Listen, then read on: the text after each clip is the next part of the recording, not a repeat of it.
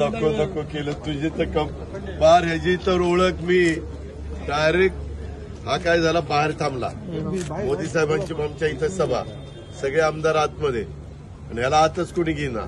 शेवटी मोदी साहेब शेजारी बसल्यावर म्हणलं माझा एक आमदार बाहेर आहे त्याला ताबडतोब आत घ्यायचा आहे त्यांनी मागच्या सेक्रेटरी सांगितलं त्या कोण अजित पवार म्हणतात त्यांना आत घ्या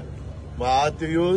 त्याची सेपरेट ओळख करून दिली तोच फोटो त्यांनी सगळीकडे चालवला कारण भाजप टोटली विरोधात आणि आम्हाला म्हणायचं माझं सीट गेलंय आणि वोटिंगच्या दिवशी म्हणला मी 1 लाखाने निवडून येणार अरे म्हणलं काय रे तू सीट गेलं काय सांगतो कितीने आला 1,08,000 माझ्यापेक्षा जास्त दाखवतो वेगळं करतो वेगळं दाखवतो